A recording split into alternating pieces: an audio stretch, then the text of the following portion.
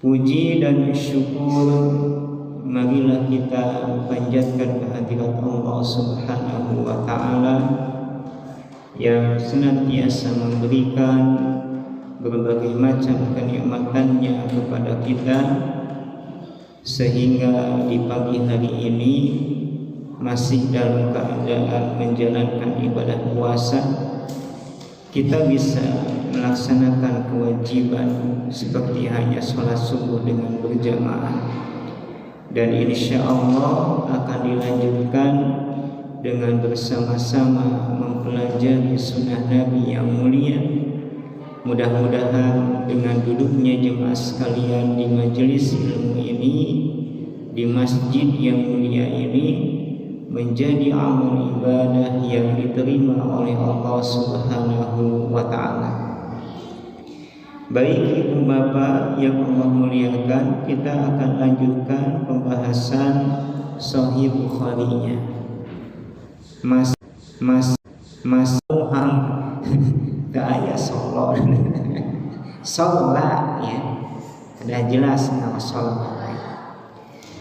Nah, hadis ieu katampi di Asma binti Abi Bakrin. Berarti Asma teh murang kalina saha ibu, murang kalina sahabat Abu Bakar As-Siddiq radhiyallahu anha atau radhiyallahu anhuma, semoga Allah memberikan keridhaan kepada keduanya. Laqad amara Nabi sallallahu alaihi wasallam, kata Asma, Nabi telah memerintahkan umatnya bil aqaqah, yaitu dengan memerdekakan budak fi kusufi syamsi, nalika terjadina gerhana matahari. Nah, maka jemaah sekalian, hadis ini menjadi pelajaran bagi kita terkait dengan amalan yang dilakukan saat terjadi gerhana.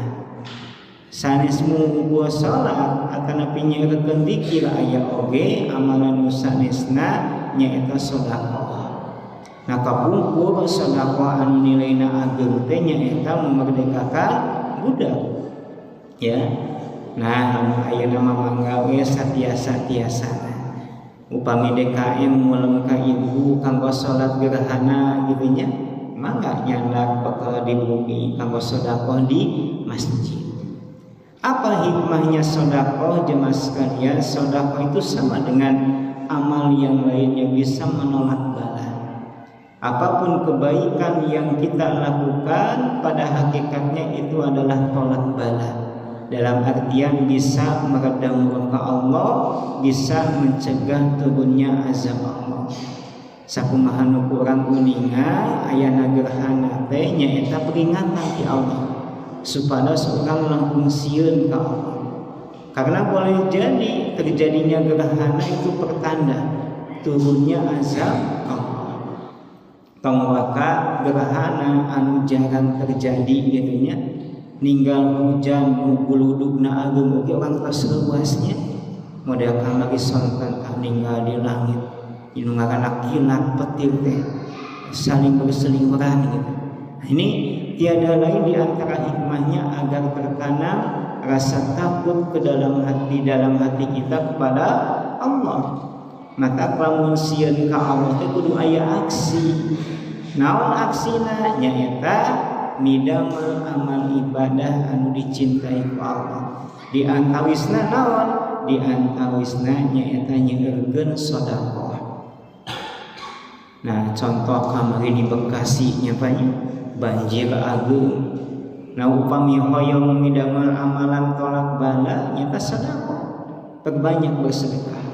Makin besar sedekahnya, makin besar pahalanya, maka harapannya mudah-mudahan dijauhkan dari azab dan bencana. Ya. Nah, kemudian bab berikutnya jemaah sekalian, babul jahri bil qiraati bil kusufi. Bab bacaan yang dikeraskan ketika terjadinya gerhana. Bacaan naon nya? Bacaan nalika salat ya, gitu nya. Hadisnya ini dari Aisyah radhiyallahu anha. Terang awas hadisnya. An Aisyah radhiyallahu anha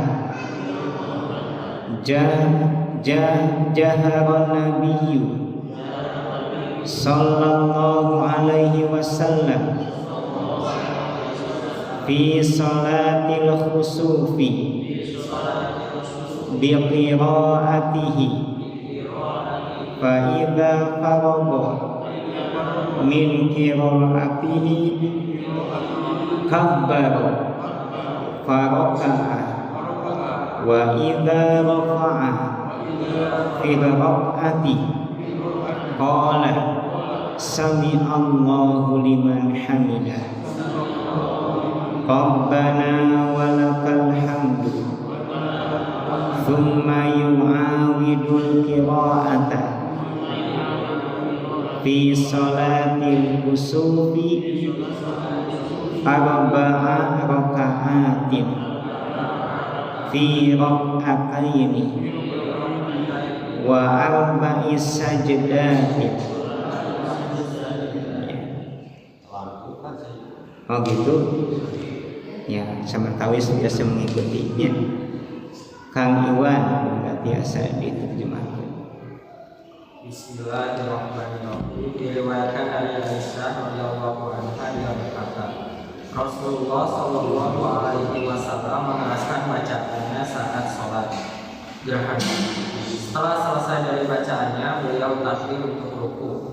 Ketika bangkit dari ruku, beliau membaca Sami Allahu liman hamidah Rabbana walakal hamd.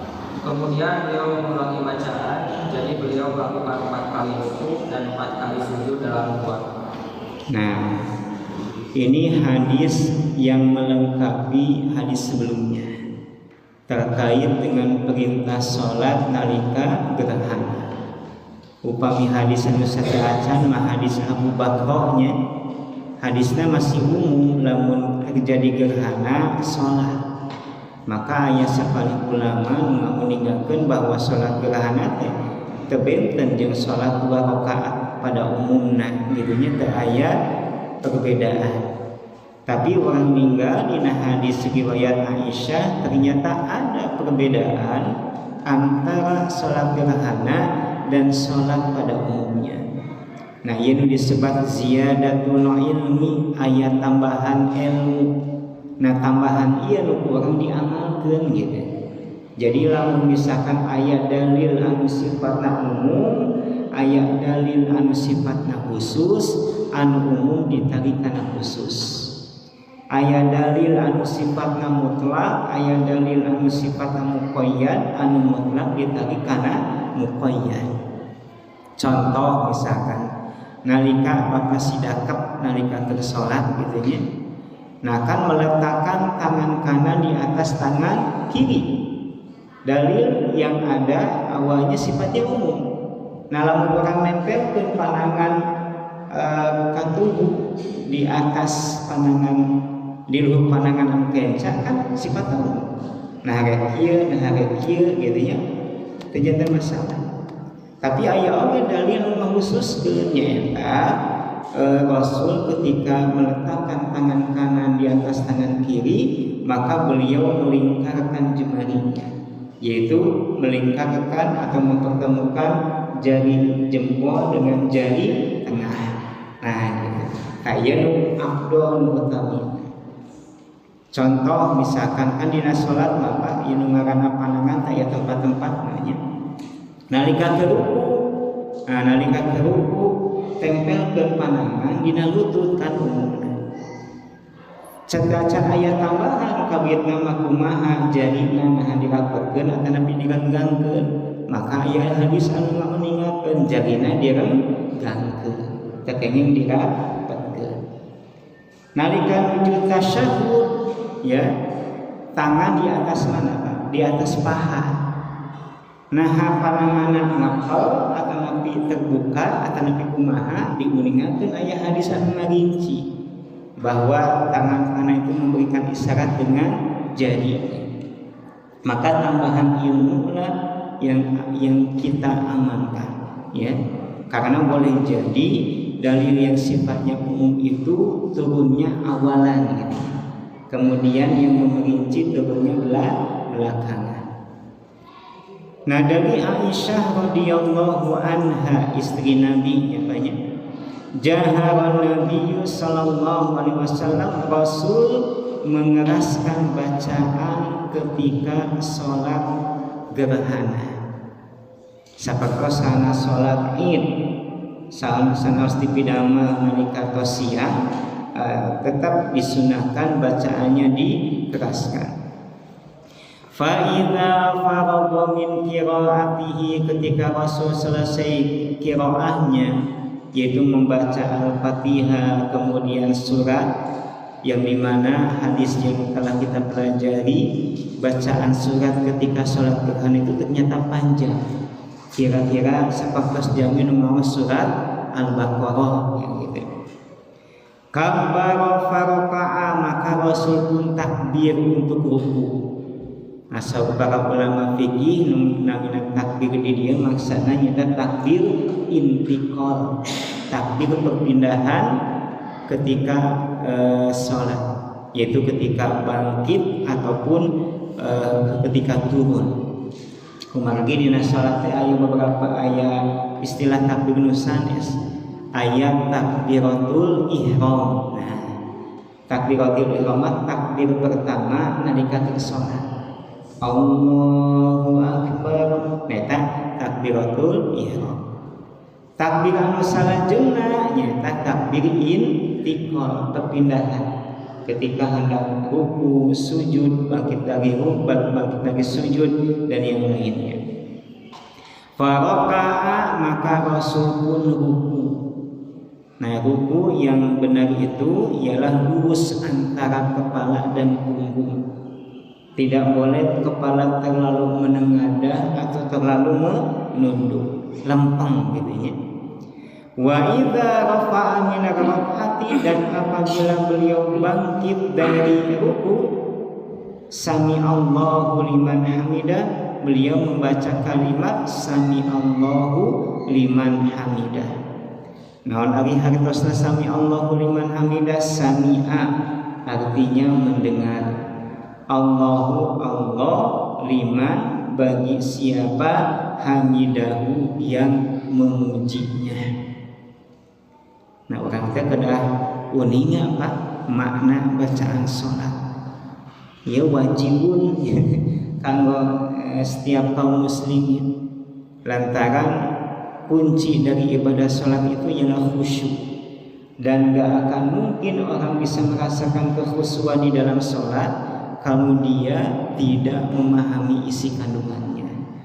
Mata lamun diantawis ibu bapak sadayana aya nu acan hafal akan lebih paham arti tina bacaan sholat, silakan dipelajari, Pak.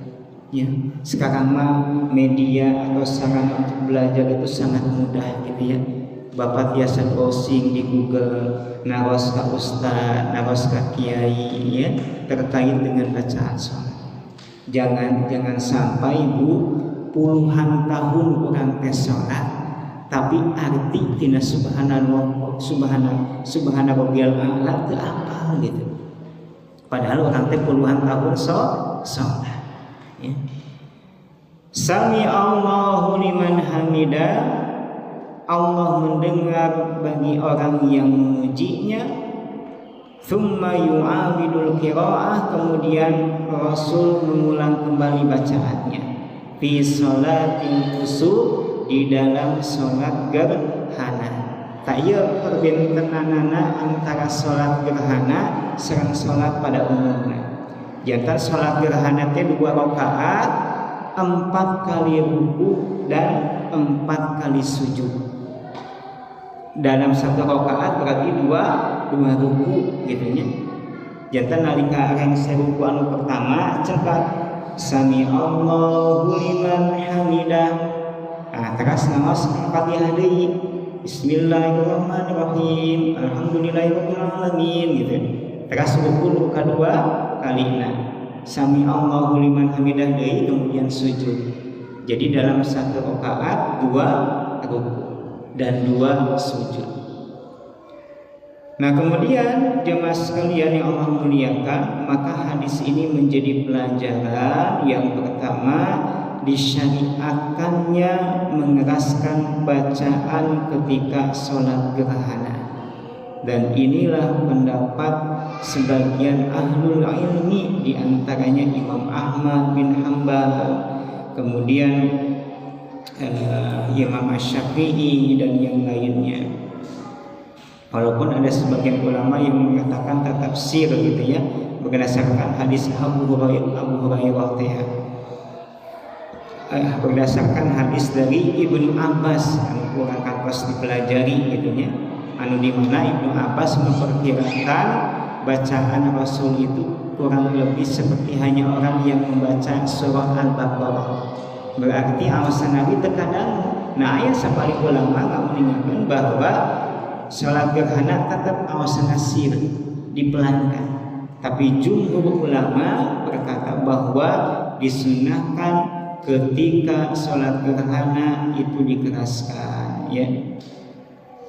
Nah kemudian hadis ini juga menjadi dalil bahwasanya sholat gerhana, baik gerhana matahari atau gerhana bulan, itu terdiri dari 2 rakaat. Kemudian 1 rakaatnya 2 kali ruku. Lamun dihitung-hitung sadayana berarti 2 rakaat 4 ruku dan 4 kali sujud. Inilah pendapat jumhur ulama.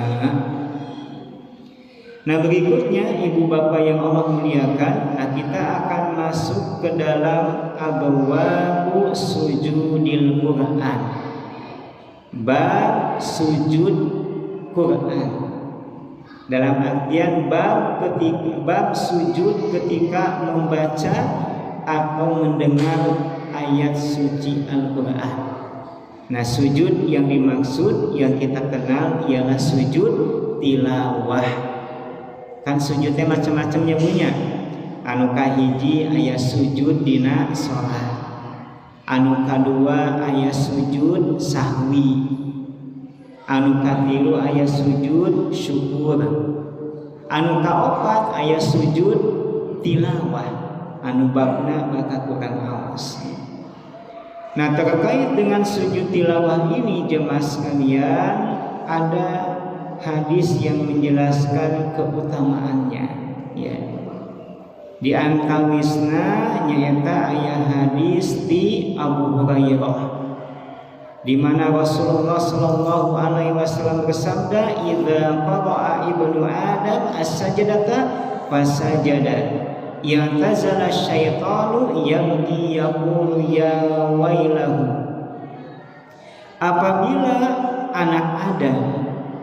Apabila manusia dia sujud ketika membaca ayat sajdah, ayat yang terkait sujud yang dianjurkan kita untuk sujud, maka saat kita sujud yantazala syaitan, maka setan pun tersungkur sambil menangis.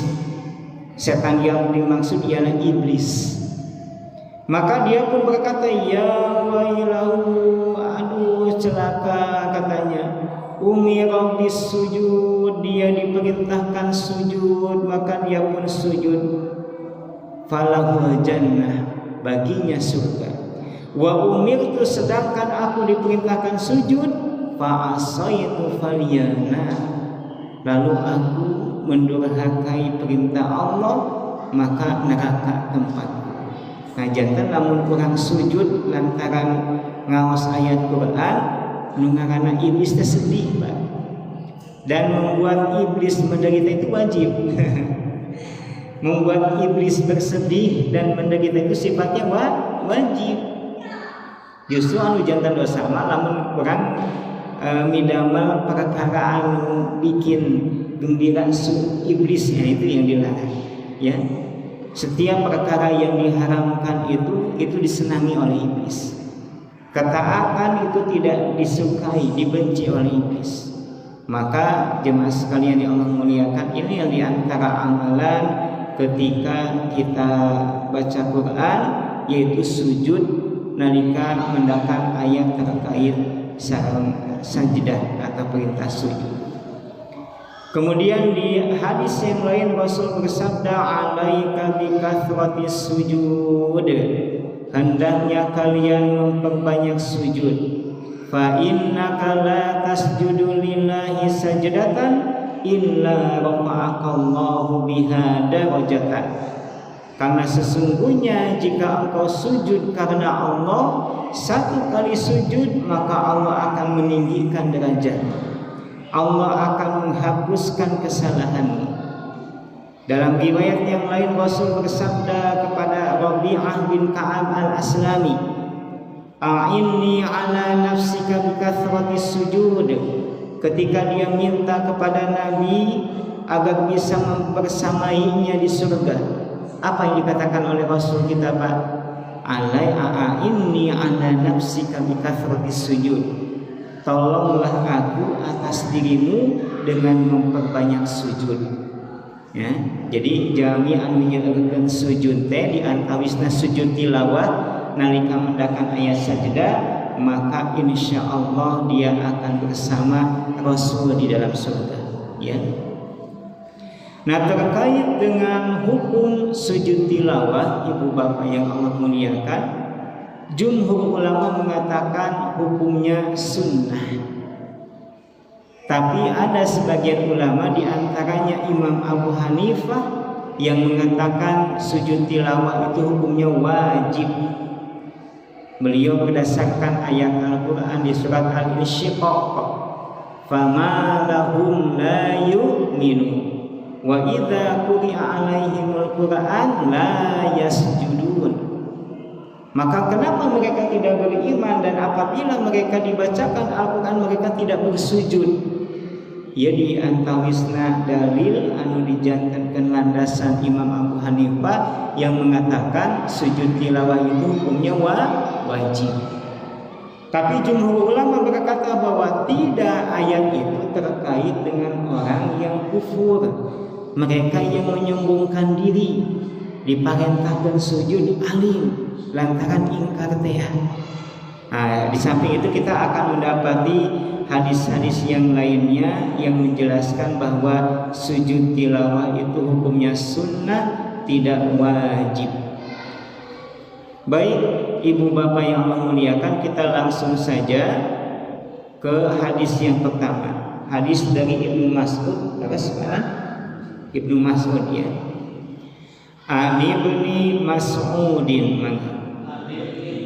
radhiyallahu anhu qala qara'an nabiyyu sallallahu alaihi wasallam an-najma bi Makkah fasajada fiha wa sajada man ma'ahu ghayra syaikhin akhadha kaffan min hasan aw turabin farafa'ahu ila jabhatihi wa qala yakfini hadha fara'aituhu ba'da dhalika qutila kafiran. Ya, pagi bulan boleh diterjemahkan. Diriwayatkan dari Abdullah bin Mas'ud, dia berkata, pada saat kita berkumpul membaca surat Al-Qur'an, ketika sampai pada ayat sajdah, beliau sujud yang diikuti oleh seluruh orang kecuali seorang lelaki tua. Dia malah mengambil tangan dan tempat sujudnya, lalu meletakkannya di dahinya secara seraya berkata, ini cukup bagiku.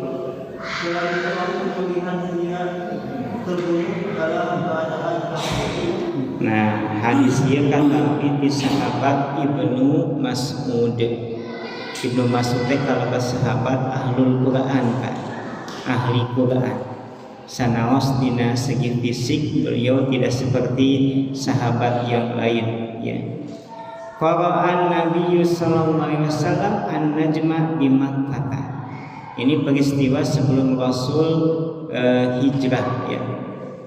Beliau pernah membaca surat An-Najm di Makkah ya, di Makkah di hadapan bahkan kafir Quraisy. Jantan penduduk Makkah waktu sarita ngadamu awasan Nabi, beliau membaca surah An-Najm. Kemudian ketika sampai di firman Allah fasjudu lillahi wa'budu, sujudlah kalian kepada Allah dan sembahlah Ia, maka Rasul pun sujud bersama kaum muslimin. Bahkan yang sujud bukan hanya umat Islam, pada saat itu kaum musyrikin pun mereka sujud. Sajadal muslimuna wal musyrikun wal jin wal insu. Bahkan yang sujud bukan hanya manusia, jin pun ikut bersujud. Nah, lamun zaman iman maka nalika ngadamu ayat Al-Quran terkait ayat sajadah sujud lantaran iman. Pertarosanana kufur nah sujud waktu harita. Asal para ulama lantaran mereka kagum terhadap bahasa Al-Quran, ya, takjub terhadap apa yang dibaca oleh Nabi Sallallahu Alaihi Wasallam, maka mereka pun sujud. Ini bagian dari keagungan Al-Quran, ya, keberkahan Al-Quran terutama ada kalanya tidak hanya dirasakan oleh yang mukmin, yang kufur pun mereka bisa merasakan keberkahan Al-Quran. Bahkan ayat kalana Al-Quran teh jantan sarana kanggo dakwah. Oleh karenanya para ulama membolehkan pak orang ngahadiahkeun Quran ka non muslim dengan syarat non muslim ya teh hoyong belajar. Bapak misalkan berencang ya di kantor atau di rencang tatangilahnya agamana Kristen. Ketika ngobrol dia bisa diajak apa ya? Ada harapan lah untuk masuk ke dalam Islam. Enggak apa-apa, Bapak menghadiahkan Quran terjemah. Silakan baca. Ya. Kalau ada yang mau ditanyakan, silakan tanyakan. Ini siapa tahu orang itu ketika baca Quran dia mendapatkan hidayah. Sebagaimana Umar ibn Khattab, beliau mendapatkan hidayah ketika membaca Al-Quran. Demikian hanya sahabat yang lain. Bahkan ada sekelompok jin lewat di suatu lembah, kebetulan Rasul sedang baca Quran di sana, maka mereka pun mendengar ya ayat yang dibacakan, lalu mereka pun akhirnya masuk ke dalam Islam. Jantan awasan Quran tiasa jantan sarana akan lebih jalan hidayah jami lebat Islam. Maka kaum muslimin dan orang-orang musyrik pun mereka sujud. Goyal syaikhin, tapi ada satu orang tua ya yang tidak mau sujud. Kata para ulama, orang ini bernama Umayyah bin Khalaf, tokoh atau gembong Quraisy ya. Syekh itu artinya orang tua. Syekh. Nah, di agama syekh biasanya ditujukan ke orang Arab anu paham agama, syekh walaupun usianya masih muda. Nah, kalau dari segi kebiasaan nggak jadi masalah. Tapi umumnya syekh itu ditujukan kepada orang tua, syekh. Akhadha kafan min Hasan, Umayyah bin Khalaf pada saat itu nggak mau sujud, bahkan dia menaburkan pasir di atas keningnya, ya di atas keningnya sambil berkata, kafan min Hasan, cukuplah ini yang saya lakukan. Intinya tidak perlu sujud, dia nggak mau sujud. Dan ibu bapak yang Allah muliakan, tentunya hadis ini menjadi pelajaran terkait disyariatkannya sujud tilawah nalika mendakan ayat sajadah. Di antawisna ayat dina surah An-Najm, ayat dina surah An-Najm. Tak kanggo ayeuna mah alhamdulillah dina cetakan Quran gampangna ieu mah nya gampangna lamun Bapak mendakan dina ayat ayat simbol kubah eta nunjukkeun ayat sajadah. Lamun kapungkur mah simbolna teh matahari, bintang. Biasanya lamun aya nama ditandai dengan kubah atau menara. Bahkan sebagian cetakan klasik hanya ditulisin sajadah, tulisan Arab. Dianjurkan untuk sujud. Nah pertanyaannya, sujudnya berapa kali? Sujudnya cukup 1 kali. Sujudnya cukup 1 kali, tidak 2 kali seperti hanya sujud sahwi gitu ya. Tapi lamun tata cara sujudnya mah sami, nyata 7 anggota nempel. Naon wae ibu 7 anggota teh. Yang pertama kening. Mata lamun sujud umat yang punya ya tangan teh kedah nempel kana tempat sujud. Tekengeng di halangan kumukena lamun bapak-bapak ku kopea atanapi rambut anu panjang. Tidak boleh ada penghalangan antara kening dan tempat sujud. Kemudian kedua telapak tangan, ya. Lalu apalagi? Kedua lutut. Kemudian kedua jari kaki. Nah ini harus wajib menempel. Kalau enggak sujudnya tidak sah. Lamun midamel kitu nalika keur salat maka salat oge henteu sah. Nah jadi bacaan jadi yang namanya sujud sahwi itu sama posisinya seperti hanya sujud ketika sholat.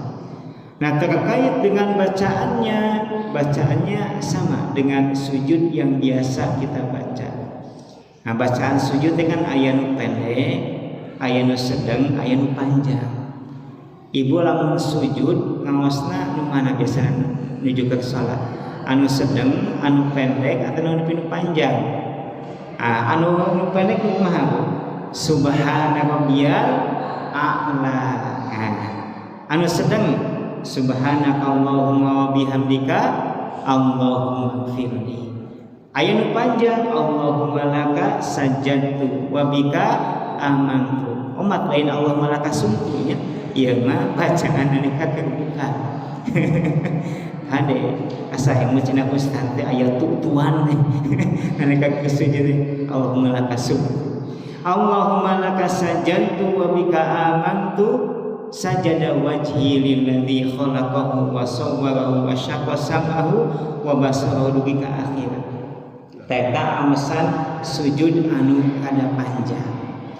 Nah gitunya bebas ya mah diawasna naharek sujud ketika salat atau napi sujud sahwi atau napi sujud tilawah atau napi sujud syukur ya.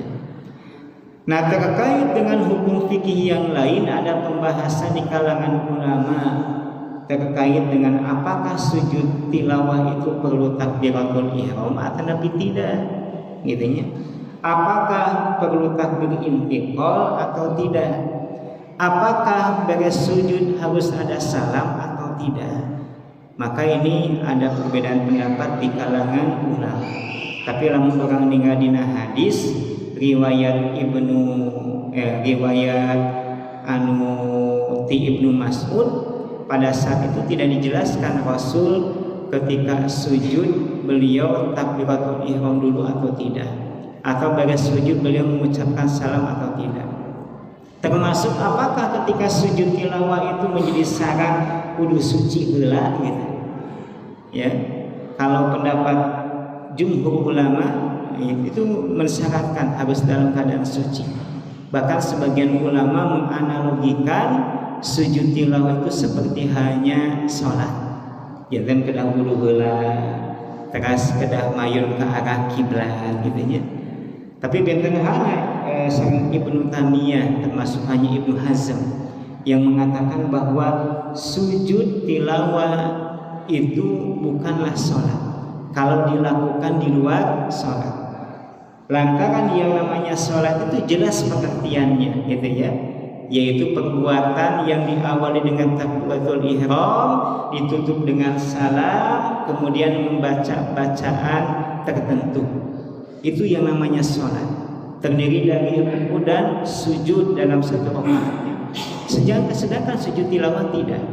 Maka ada sebagian ulama yang tidak menganalogikan sujud tilawah dengan sholat, sehingga tentunya konsekuensinya mereka tidak menjadikan syarat sujud tilawah wudu heula, tapi memang afdolnya ketika sujud tilawah wudu atau dalam keadaan suci. Ialah mau dipidama di luar sholatnya. Lantaran sujud tilawah tepat biasa oke dipidama nalika keur sholat. Ya ketika membaca ayat sajdah. Bapak misalkan di tengah ngaos surat atau nabi ayat, beres ngaos ayat sajdah maka langsung sujud. Entah itu salat munfarid atau nabi salat berjamaah. Mung upami salat berjamaah maka kedah ngiring ka imam. Lamun imam nak sujud, makmum sujud. Lamun imam teu sujud, makmum tong maksakeun sujud. Ya. Nah, kemudian baiknya bagi imam ini seperti hanya yang suka dilakukan oleh Pak Kiai gitu ya. Suka meninggalkan ka jamaah. Engke bade ngaos ayat sajdah kang sujud sesarangan kan gitu. Bilih ayat jamaah anu awal anu tara ngaos nalika imam langsung sujud di tengah ngadeg ngaos subhanallah gitu. Disangkana imam teh hilap padahal imam nuju ngaos ayat sajdah. Nah ini pentingnya ada istilahnya ada penyampaian terlebih dahulu dari imam kepada makmum. Nah kemudian berikutnya ibu bapak yang Allah muliakan terkait dengan babu sajdati sode, bab terkait sujud di surat sode, jantan ayat namanya surat yang hanya satu huruf, itu surat sode. Surat Nun istilah lain lagi surat Al-Qalam. Nah hadisnya dari Ibnu Abbas radhiyallahu anhuma, beliau berkata sode laisat min azami sujud wa qad ra'aitu nabiyya sallallahu alaihi wasallam yasjudu fiha. Nah di sini Ibnu Abbas bercerita bahwasanya beliau membaca sod laisat min azaimi sujud. Di dalam surat sod itu sebenarnya tidak ada ayat yang terkait dengan sujud. Akan tetapi ketika Rasul membaca surat tersebut, beliau sujud di dalamnya. Aku melihat Nabi sujud ketika membaca surat As-Sod. Ternyata jemaah sekalian, di dalam surat Sod itu ada ayat terkait dengan Nabi Daud. Ada ayat terkait dengan Nabi Daud, di mana Nabi Daud bersyukur, meminta ampun serta bersyukur kepada Allah Subhanahu wa taala, maka Rasul pun sujud ketika membaca surat Sod. Nah, jantan ayat kalana ayat sajdah terkait sujud. Tapi Rasul sujud, maka kita pun sujud. Berarti ini menunjukkan bahwa kanggo mendeteksi ieu ayat teh disunahkan sujud atau napi tengah, ini sifatnya tauqifi. Dalam artian harus sesuai dalil yang ada. Lantaran boleh jadi ayat-ayat terkait sujud, tapi tidak disunahkan sujud. Contoh ketika Allah memerintahkan kepada malaikat untuk sujud. Wa idh qulna lil malaikati isjudu li Adam fasajadu illa iblis. Katakan ayat terkait sujud. Apakah termasuk disunahkan untuk sujud? Jawabannya kan tidak. Termasuk sujudnya keluarga Yakub di hadapan Yusuf, ya walaupun sujud dalam rangka penghormatan. Apakah dianjurkan untuk sujud juga? Jawabannya tidak. Berarti ayat ieu teh kalabat ayat sajdah atana pintu kedah berlandaskan dalil, ya, kedah berlandaskan dalil. Akan zaman ayeuna mah mudahlah, gampangna ayat tanda terkait dengan sujud tilawah. Nah kemudian ibu bapak yang Allah muliakan, berikutnya ialah hadis dari Abu Hurairah. Ini bab sujud ketika membaca surat Al-Insyiqaq, ya, surat Al-Insyiqaq. Babus sajdati idzas sama'u syaqqat. Bab sujud ketika membaca surat idzas sama'u syaqqat. Aya sapali ulama meninggalkan kieu Pak, aya kalana urang teh nganamian surat teh sesuai dengan bunyi awalnya. Ya. Contoh Al-Fatihah, ada sebagian ulama mengatakan nama lain Al-Fatihah ialah surah Al-Hamdu. Surah Al-Hamdu.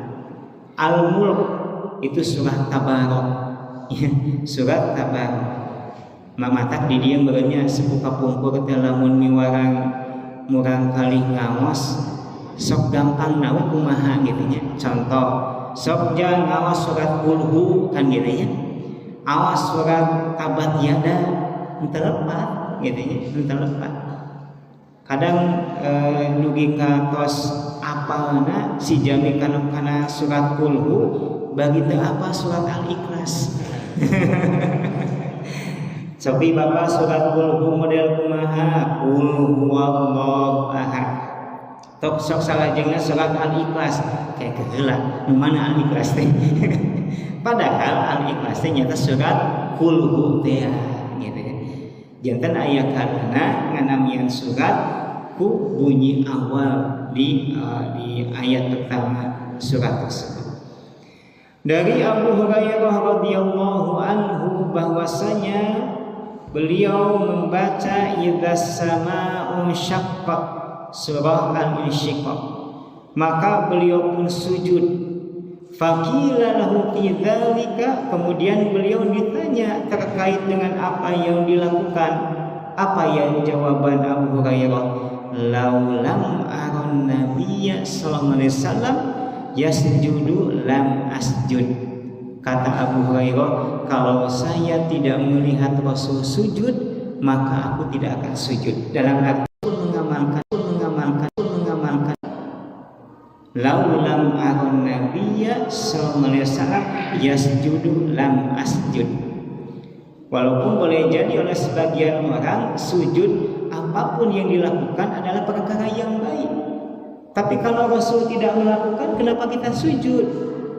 Nah, kalau kita melakukan sesuatu yang tidak dilakukan oleh Nabi, berarti seakan-akan kita lebih tahu ketimbang Nabi.